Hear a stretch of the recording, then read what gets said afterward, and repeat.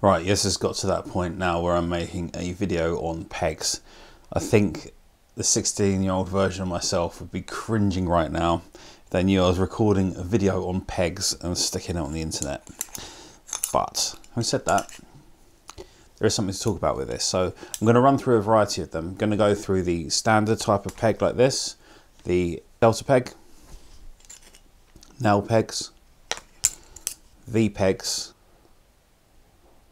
these Y pegs like this, and snow pegs. So what I'll do is I'll talk you through each one of these and when and why to use them, but also just give you a little bit of an explanation about pegs, which will make it easy to understand what they all do anyway. So the easiest way to explain what these pegs do is they just simply increase the surface area. You go from something like this, which is a nail peg that has very little surface area, up to something like this, a snow peg, which has loads of surface area.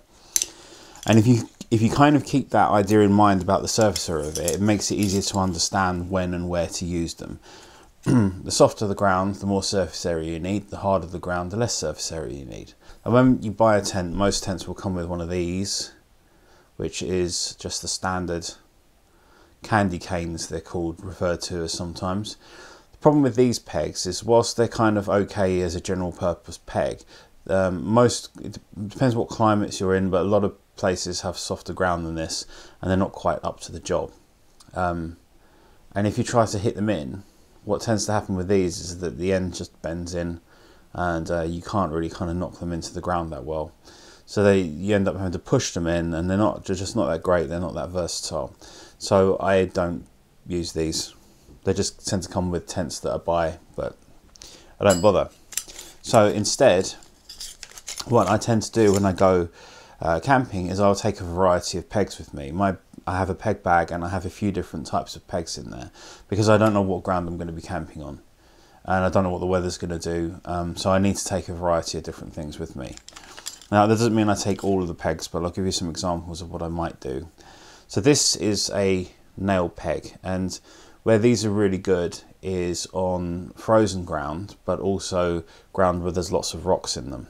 You can often find, like at the side of lakes and so on, or different areas, that the ground's really stony underneath, and if you take one of these, because it's got like a flat top part, you can hit it in and it will kind of push the rocks and things out of the way more easily, and it will do a good job.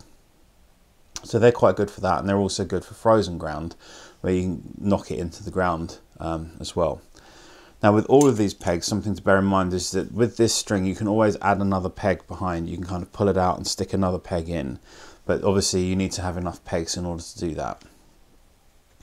But it can increase the holding power, and if you're in hard ground but you think these not going to hold well enough, you can always then stick rocks on top of this to keep it pushed in place.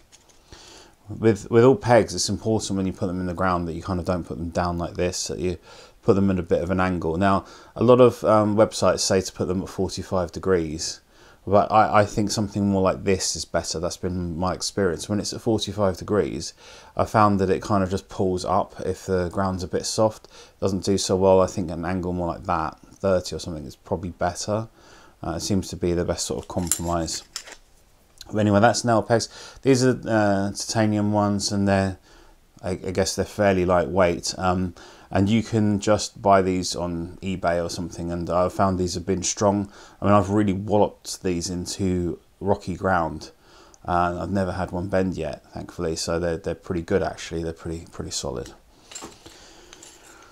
One of my tents came with these, which are a V-shaped peg, and these ones go in sort of this way round, so you have this area to catch the guy line on this side, and so you have the V shape pushing back against the ground.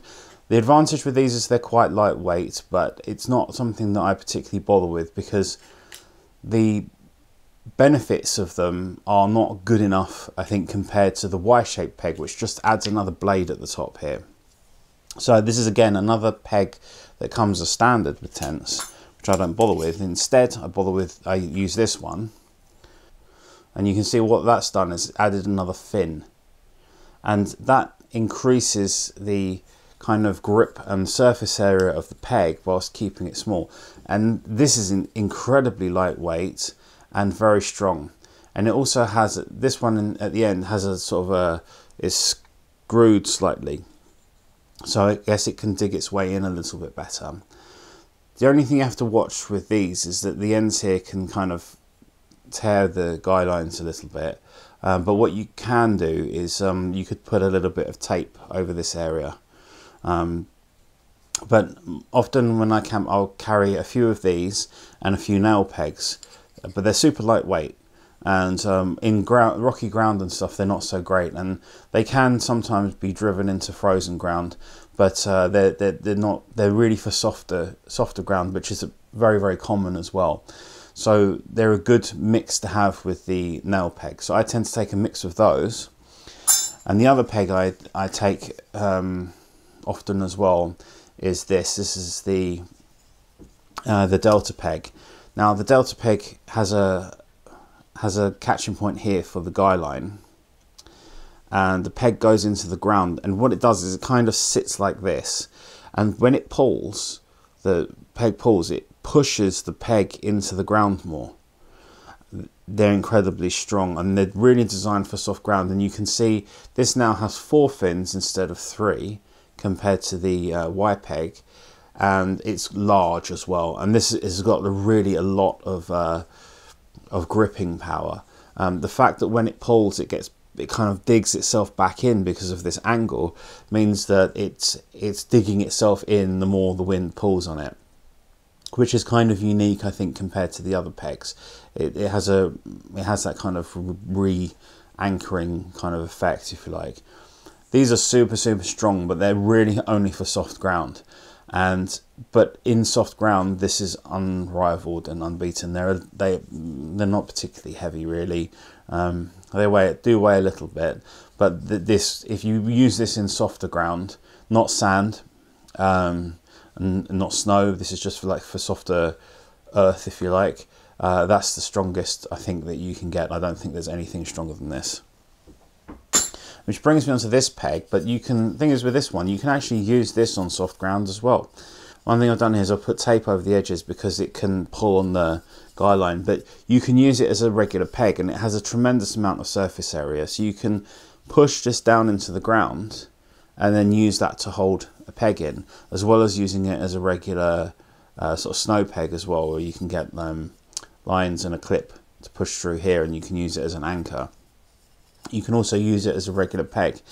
Now these, if you're buying these, I just got these standard ones from eBay, and they're very strong, and I wouldn't bother with spending loads of money. Actually, some of the more expensive ones have been a bit soft and people have found them bend. These are rock solid, and I paid like hardly anything for them. They were dirt cheap, and they're very good as well. The advantage of these compared to the Delta pegs is that you can sort of stack them like this. Do you see? They can go in one on top of the other, and because they can stack together, you can get them into your bag really easily.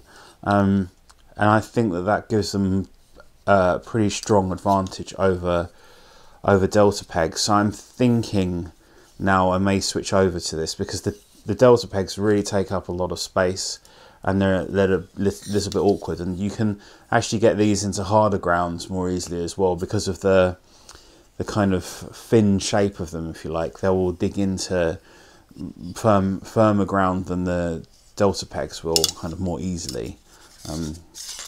But that gives you a way to take some extra, and I would keep those separate from these separate from my regular pegs.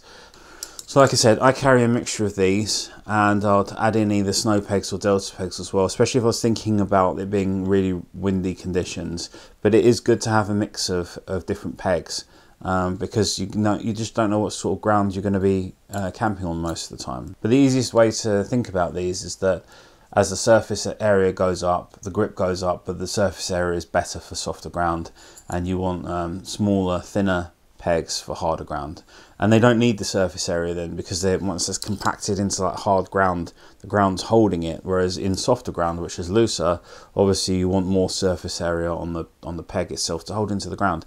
And that's all it is really. But I would suggest that with these kind of pegs, especially these ones, you need to get really good quality ones. Go for like the proper branded ones. I bought some ones from Alpkit that were rubbish. I mean, they were just so, you could bend them with your hands. They were so soft, and they just bent the whole lot just in no time at all. They're absolutely useless. These are the Hilleberg own brand ones. I think that the MSR do something called Groundhogs. They're probably the ones to get if you're just going to buy these. Get some decent branded ones and avoid the kind of not so good gear.